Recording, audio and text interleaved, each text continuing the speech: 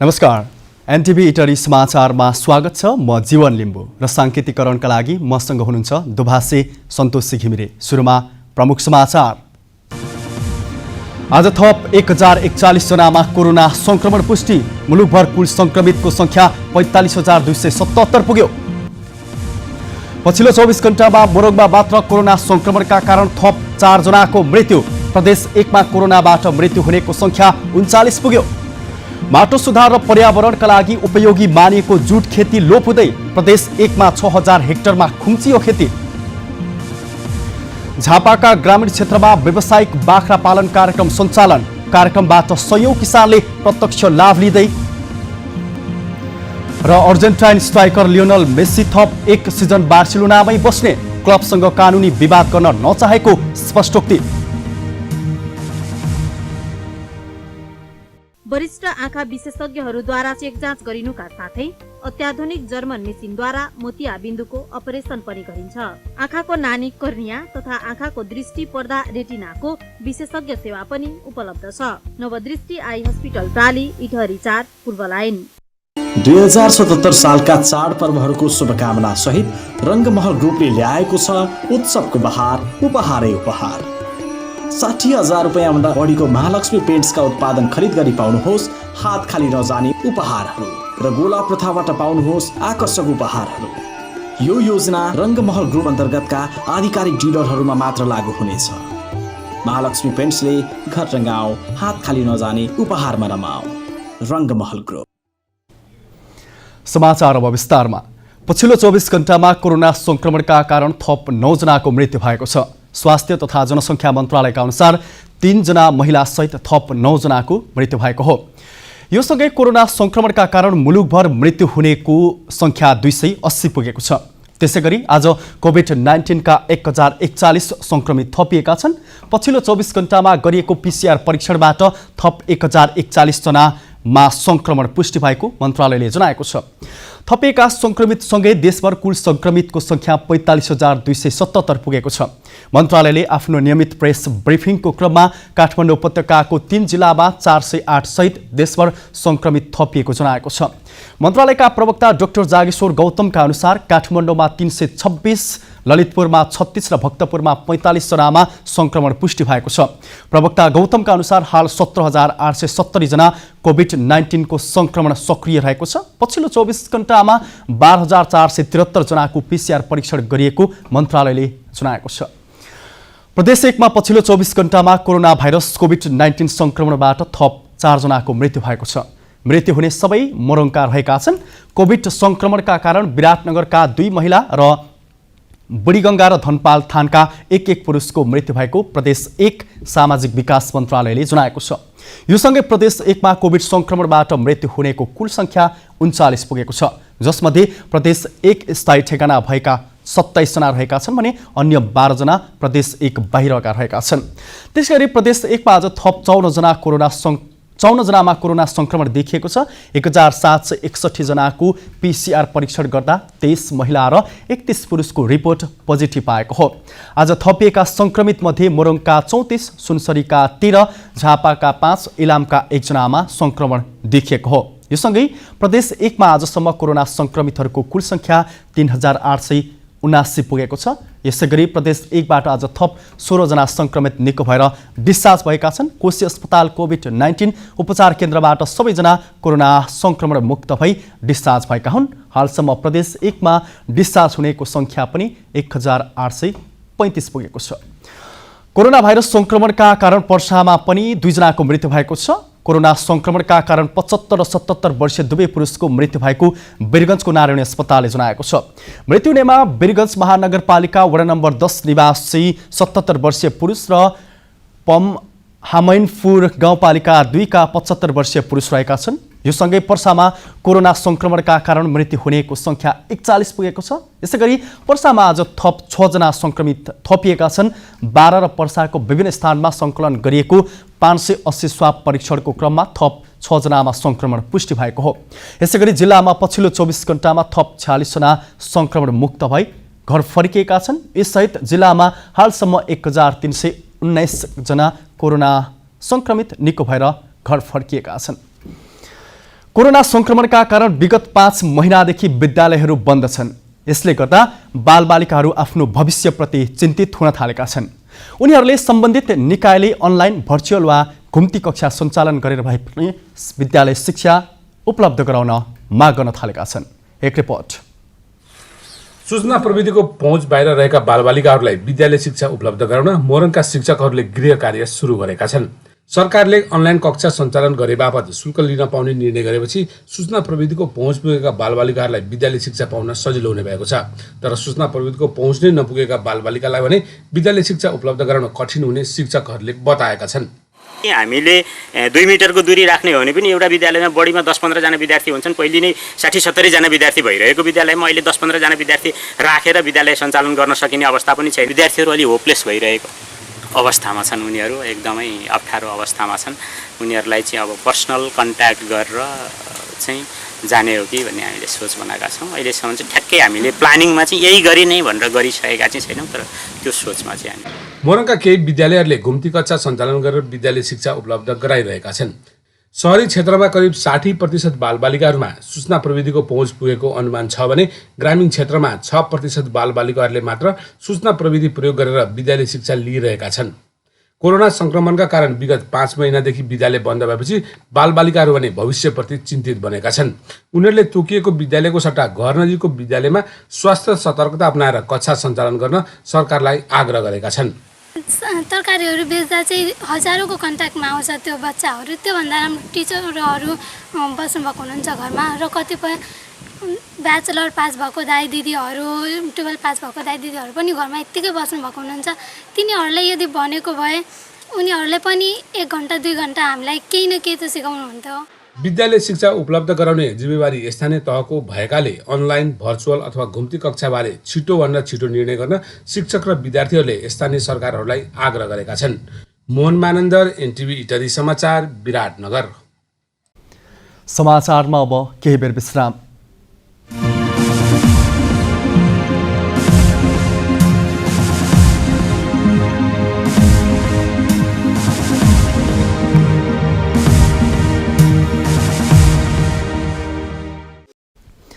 विश्रामपछि समाचारमा पुनः स्वागत छ।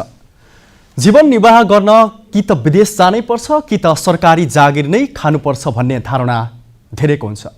तर मनमा केही अठुट सिप सिकेर सङ्घर्ष नै गर्ने हो भने नेपालमै सफलता पाइन्छ भन्ने ज्वलन्त उदाहरण बन्नु भएको छ सुनसरी जिल्लाकी शर्मिला भण्डारी।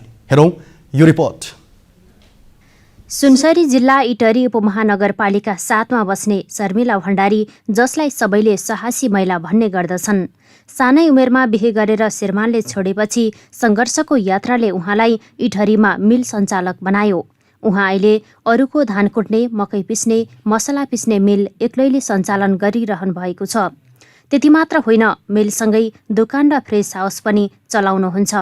आफ्नो पसलमा मासुको लागि चाहिने कुखुरा पनि उहाँले पाल्नु भएको छ।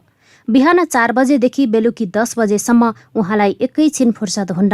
अपत्यारिलो लाग्ने उहाँको यो सङ्घर्ष देख्दा नजिकै बस्ने स्थानीयदेखि पसलमा आउने ग्राहक र उहाँको कथा मात्र थाहा पाउने जो कोही पनि उहाँलाई भेट्न उहाँको दोकानमा आइपुग्ने गर्दछन्। घर पक्षको त एकदमै नजिक हुन खोज्ने, एकदमै आउन खोज्ने, नजिक हुन खोज्ने म चाहन्न। किनभने मैले धेरै सङ्घर्ष गरेर यहाँसम्म आएँ नि, त अब मलाई किन सहारा चाहियो? म 52 वर्ष भए, म 25 सालको मान्छे। अब मलाई यतिखेर आएर मलाई कसैको पनि सहारा चाहिएन। 27 वर्षदेखिको एक्लो सङ्घर्षले इटरीमा घर जग्गा र काठमाडौँमा जग्गा समेत जोड्नु भएको छ। यो सँगै एक छोरा अस्ट्रेलिया र अर्का छोरा पोर्चुगल अध्ययनको लागि पठाउनु भएको छ। 25 वर्षको उमेरमा 2 सन्तान जन्माएकी र 1 सन्तान गर्भमै रहेको अवस्थामा श्रीमानले अर्की श्रीमती ल्याएर अलपत्र छोडेको र कसैको पनि सहयोग नपाएपछि जागिरको लागि भौतारिँदै इटरी आइपुग्नु भएको भण्डारीको सङ्घर्षको कथा कम पीडादायी छैन। वार्षिक 5 लाखभन्दा बढी कमाउन सफल भण्डारी मेहनत गरे नेपालमै धेरै गर्न सकिने बताउनुहुन्छ। म जस्तै नारीहरू अगाडि आउन् क्या, कति पिछडिएका छन् नि त अहिले। कतिले छोडेर बिहा गर्ने बित्तिकै छोडेर, बच्चा जन्माइदिएर छोडेर हिँडेका छन्। अनि हामी चाहिँ यस्तो भयौँ, यसरी श्रीमानले छोडो भनेर कहिले पनि हारेर पछि नपरुन् ती नारीहरू। म जस्तै सङ्घर्ष गरेर यो ठाउँमा आउन्, यस्तै गरेर आउँ। कामको खोजीमा देश विदेश भौतारिनेहरूको लागि भण्डारीको कथा धेरैको लागि प्रेरणाको स्रोत बन्न सक्छ। एक महिलाको सङ्घर्षको यो सफलताको कथाले धेरैलाई केही गर्न प्रेरणा दिने स्थानीयहरूको भनाइ छ। क्यामेरामा अशोक कुमार बस्नेतको साथमा दुर्गा खड्का, एनटिभी इटहरी समाचार सुनसरी। प्रदेश नम्बर 2 सरकारले जनकपुर धामको मणिपाललाई कोभिड विशेष अस्पताल बनाउने भएको छ। प्रदेश सङ्कट व्यवस्थापन केन्द्रीय बैठकले कोभिड सङ्क्रमितको उपचारका लागि छुट्टै अस्पतालका रूपमा मणिपाललाई तयार गर्ने निर्णय गरेको हो। मुख्यमन्त्री लालबाबु राउतले प्रदेशमा कोभिड विशेष अस्पताल बनाउने उपयुक्त स्थान मणिपाल रहेकाले तत्काल प्रक्रिया अगाडि बढाउन निर्देशन दिनुभएको छ। प्रदेश 2 मा कोभिड विशेष अस्पताल नहुँदा सङ्क्रमितको उपचारमा समस्या हुँदै आएको छ। सङ्क्रमितको व्यवस्थित तरिकाले उपचार गर्न तत्काल मणिपाललाई कोभिड विशेष अस्पतालका रूपमा परिणत गर्न सबै तयारी अगाडि बढाउनका लागि उहाँले निर्देशन दिनुभएको हो। भएको जनशक्तिलाई व्यवस्थापन गर्दै थप जनशक्ति लोकसेवा आयोग मार्फत थप गर्ने प्रक्रिया अघि बढाउने मुख्यमन्त्री राउतले बताउनुभयो। हाल प्रदेशका कोरोना सङ्क्रमितको उपचार प्रादेशिक अस्पताल र जिल्ला अस्पतालमा हुने गरेको छ। बैठकले कोरोना रोकथाम तथा नियन्त्रण कोषमा 10 करोड थप गर्ने समेत निर्णय गरेको छ। प्रदेश सरकारले 25 करोडको कोष स्थापना गरेको थियो। रकमको आवश्यकता महसुस गरेर 10 करोड थप गर्ने निर्णय गरिएको हो। भारतको सिक्किम र दार्जिलिङसँग जोडिएको पाँचतरको सिमानामा 4-4 किलोमिटरको अन्तरमा भारतीय सुरक्षा पोस्ट रहेका छन्। तर पाँचतरतर्फ भने ग्वालाहरूको भरमा सीमा पिलर संरक्षण भइरहेको थियो। तर पछिल्लो पटक पाँचतरको 2 स्थानमा बीओपी राखिएसँगै यस क्षेत्रका नागरिकले आफ्नो सुरक्षा र चोरी निकासी अन्त्य हुने आशा गरेका छन्। एक रिपोर्ट। नेपाल भारतको खुल्ला सीमा क्षेत्र भएको स्थानहरूमा नेपालको तर्फबाट सुरक्षाकर्मी राख्ने काम भएको छ। पाँचथर जिल्लामा आधा दर्जन बढी खुल्ला नाकाहरू मध्ये सिक्किमसँग जोडिएको चुवा भन्ज्याङमा बिहिबार र वेस्ट बंगालको दार्जिलिङसँग जोडिएको पाँचथरको भैँसीपाटिङमा शुक्रबार बीओपी स्थापना गरिएको छ। नेपाल भारत बीचको सीमा विवादसँगै भारतीय एसएसबीद्वारा तीव्र सीमा अनुगमन थालेपछि नेपालबाट पनि सीमा निगरानी बढाउन एफएफ प्रहरी राखिएको 1 नम्बर प्रदेशका एफएफ प्रमुख डीआईजी वंशीराज दाहालको भनाइ छ। सीमावर्ती इलाकाका नागरिकहरूको सुरक्षित जीवन पद्धतिलाई इन्स्योर गर्नका लागि सदैव तत्पर छ। यसका साथै सीमावर्ती इलाकाको प्राकृतिक स्रोत साधनको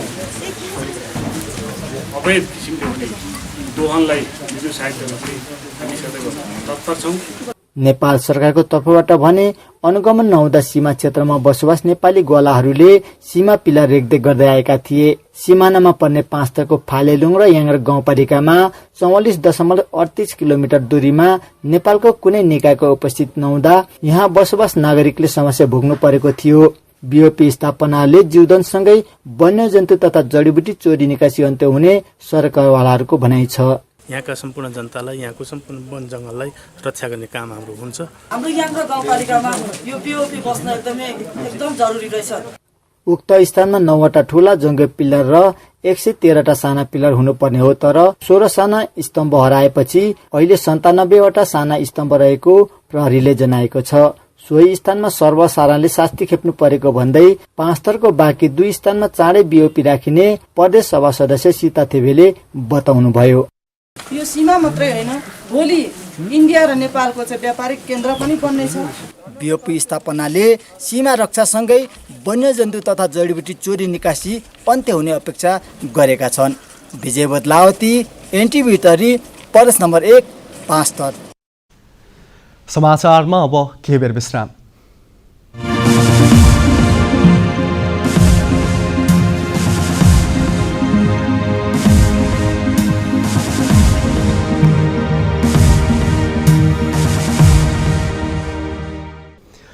विश्रामपछि समाचारमा पुनः स्वागत छ। वर्षामा कोरोनाको जोखिम बढेसँगै सिमानाको 10 गजा क्षेत्रमा सुरक्षा व्यवस्था कडा पारिएको छ।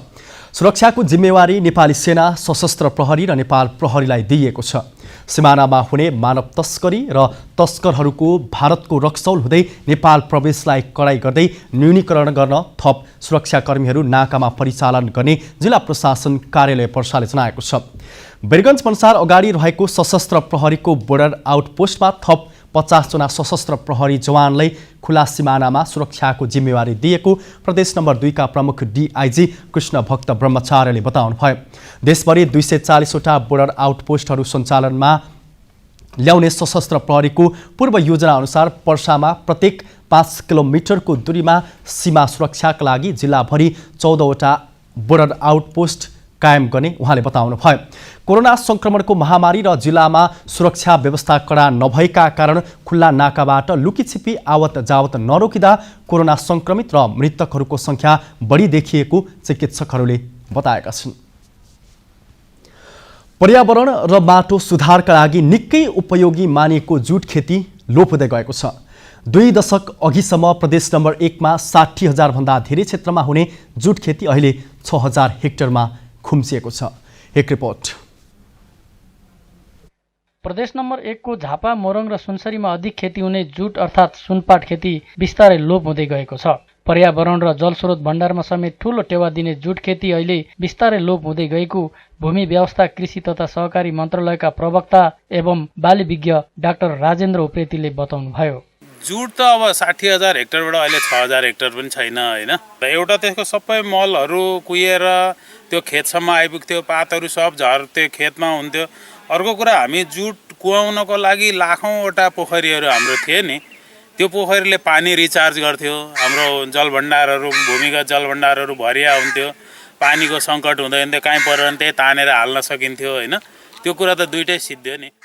झापाको दक्षिण सीमावर्ती क्षेत्रमा धेरै खेती हुने जुट वर्षेनी कम हुँदै गएको छ। कुनै बेला बिघा बिघा जुट मात्र खेती गर्ने किसानहरू अहिले कट्ठाको खेतीमा सीमित बन्दै गएको उनीहरूले बताएका छन्। मिलमा लान्थ्यो, अब त्यसमा अब यो छैन, अब नभएपछि काहीँ किन्ने पनि भएन, नभएपछि अब के गर्ने त भन्दा त्यही झल्ला बुन्नलाई यसो एउटा गरेर दुईटा गरेर त्यो हिसाबले झल्लामा अहिले प्रयोग गरिन्छ, त्यति नै। जुटबाट बन्ने डोरी, बोरा तथा अन्य सामग्रीलाई प्लास्टिकको सामानले विस्थापित गर्न थालेको छ। यसले गर्दा जुटको बजार मूल्य किसानको उत्पादन मूल्यभन्दा कम हुन थालेपछि किसानहरू खेतीबाट विस्थापित हुँदै गएको जुट व्यवसायीले बताएका छन्। अहिलेको निकै घटेछ। अहिलेको पहिलेको उत्पादनभन्दा तपाईँको 75% लोप भएर 25% छैन उत्पादन। केही वर्ष अघिसम्म दक्षिण झापाका बजारमा जुट बिक्री गर्नेहरूको भिड लाग्ने गर्थ्यो, तर परम्परागत तौरबाट जुटको प्रशोधन र खेती गर्दा समय र जनशक्ति धेरै लाग्ने तथा बजार मूल्य कम हुनाले पर्यावरण संरक्षणमा निकै सहयोगी बाली जुट लोप हुँदै गएको किसानले बताएका छन्। एनटिभी टरी समाचारका लागि डिकेश लामा, प्रदेश नम्बर 1 झापा। अब कृषि समाचार। भूमि व्यवस्था, कृषि तथा सहकारी मन्त्रालय, प्रदेश नम्बर 1 कृषि समाचारको साथमा। झापामा ग्रामीण क्षेत्रका किसानहरूको जीवनस्तर उकास्न व्यावसायिक बाख्रा पालन कार्यक्रम सञ्चालन गरिएको छ। हुलाकी मार्ग आसपासका किसानहरूलाई लक्षित गरी बाख्रा पालन कार्यक्रम सञ्चालन गरिएपछि सयौं किसानहरू प्रत्यक्ष लाभान्वित भएका छन्। एक रिपोर्ट। हुलाकी मार्ग आसपास रहेका किसानहरूलाई व्यावसायिक बाख्रा पालनको माध्यमबाट आय स्तर वृद्धि गर्ने उद्देश्यले हुलाकी मार्ग लक्षित बाख्रा पालन कार्यक्रम सुरु गरिएको छ। गत आर्थिक वर्षदेखि सुरु भएको यो कार्यक्रम भद्रपुर नगरपालिकाको 5 वटा वडाहरूमा सञ्चालित रहेको छ।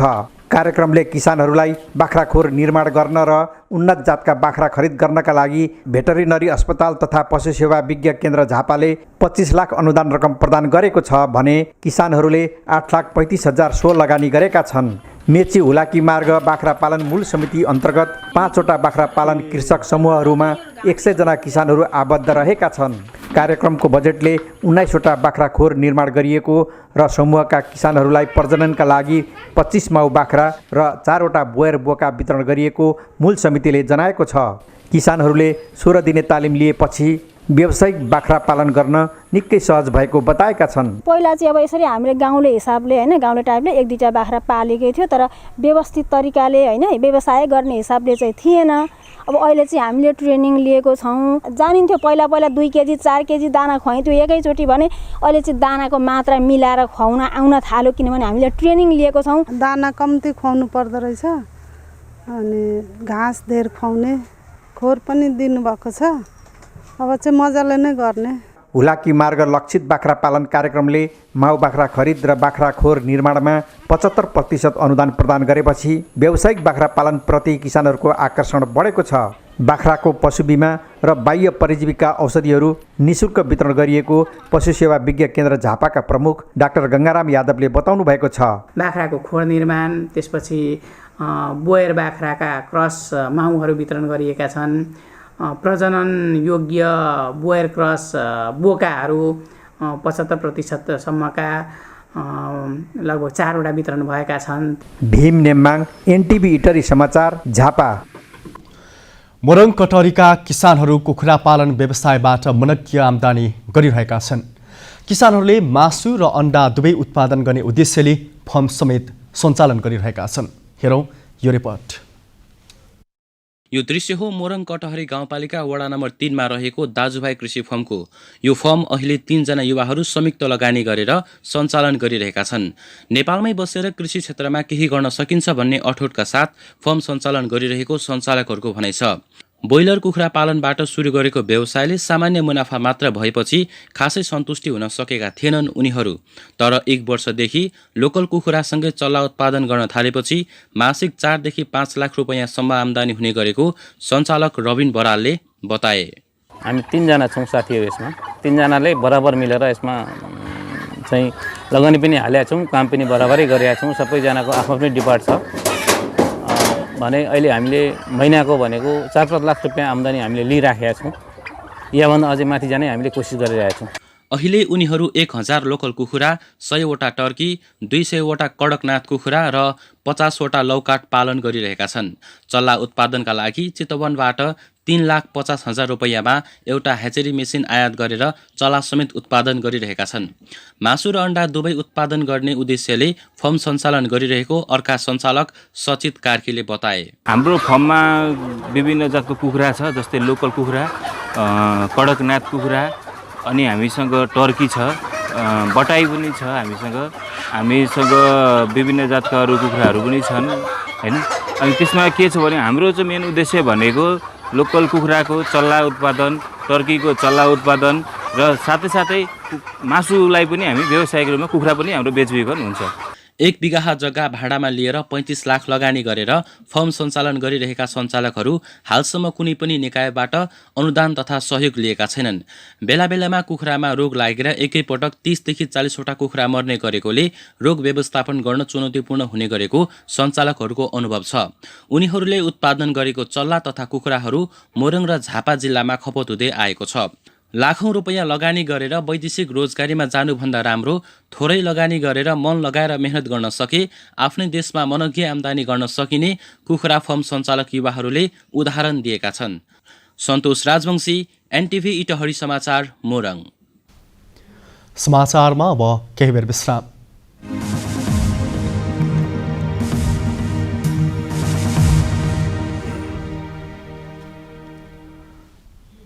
पछिल्लो 2 साता शेयर बजारको दोस्रो कारोबार स्थल लगानीकर्ता र अरू सरोकारवालाहरूका लागि उत्साहजनक बनेको छ। यो 25 दिनमा नेपाल स्टक एक्सचेन्जमा झन्डै 22 अर्ब रुपैयाँको शेयर किनबेच भएको छ भने परिसूचक पनि 100 अङ्कले उक्लियो। देशमा लकडाउनको प्रभाव रहे पनि अनलाइन लगानीकर्ताहरू बढ्दै जाँदा त्यसको सकारात्मक प्रभाव शेयर बजारमा देखिएको छ। त्यसैले गत बुधबार अहिलेसम्मकै तेस्रो सर्वाधिक रकमको शेयर कारोबार भयो। गत फागुन 18 गते 40 अङ्कभन्दा धेरैले बजार ओर्लिँदा 4 अर्ब 85 करोड रुपैयाँको शेयर किनबेच भएको थियो भने त्यसको 3 दिन अघि 36 अङ्कले बजार बढ्दा 4 अर्ब 46 करोडको कारोबार भएको थियो। तर 6 महिनापछि उक्त बिन्दुबाट उक्लिँदै परिसूचकले 1500 अङ्क पार गर्यो भने कारोबार रकम पनि 4 अर्ब नाग्यो। 2075 कार्तिक 20 गतेदेखि नेप्सेले सञ्चालनमा ल्याएको अनलाइन कारोबार प्रणालीमा जोडिएका सक्रिय लगानीकर्ता 2,87,800 नाएको छ। यो महिनाको 7 देखि 14 गतेसम्म पुग्दा करिब 52 अङ्कले बढेको सूचक पछिल्लो 1 सातामा पनि करिब 50 अङ्कले बढेको छ। अर्थमन्त्री को होला भन्ने मनोविज्ञानले गर्दा लगानीकर्ता पर्ख र हेरको अवस्थामा रहेकाले यो साताको पछिल्लो 2 दिन कारोबार केही घटेको बजार विश्लेषकहरूको भनाइ छ। अब खेलकुद समाचार।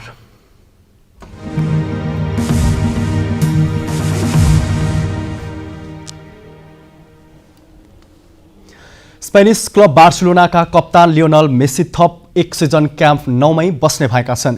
यो सँगै मेसीको क्लब स्थानान्तरणले तताएको विश्व फुटबल बजार केही मत्थर भएको छ। बुलेटिनको अन्त्यमा प्रमुख समाचार पुनः एकपटक। आज थप 1041 जनामा कोरोना संक्रमण पुष्टि। मुलुकभर कुल संक्रमितको संख्या 45,277 पुग्यो। पछिल्लो 24 घण्टामा मोरङमा मात्र कोरोना संक्रमणका कारण थप 4 जनाको मृत्यु। प्रदेश 1 मा कोरोनाबाट मृत्यु हुनेको संख्या 39 पुग्यो। माटो सुधार र पर्यावरणका लागि उपयोगी मानिएको जुट खेती लोप हुँदै प्रदेश 1 मा 6000 हेक्टरमा खुम्चियो खेती। झापाका ग्रामीण क्षेत्रका व्यावसायिक बाख्रा पालन कार्यक्रम सञ्चालन, कार्यक्रमबाट सयौं किसानले प्रत्यक्ष लाभ लिँदै। र अर्जेन्टाइन स्ट्राइकर लियोनल मेस्सी थप 1 सिजन बार्सिलोनामै बस्ने, क्लबसँग कानुनी विवाद गर्न नचाहेको स्पष्टोक्ति। एनटिभी टरिकाई सहित अन्य विस्तृत खबरको लागि हाम्रो वेबसाइट www.nepaltvonline.com लगइन गर्न सक्नुहुनेछ। साथै नेपाल टेलिभिजन एप डाउनलोड गरेर पनि हाम्रा समाचारहरू हेर्न सक्नुहुनेछ। हवस् त, अहिलेलाई समाचार सकियो। हामीलाई पनि बिदा दिनुहोस्। नमस्कार।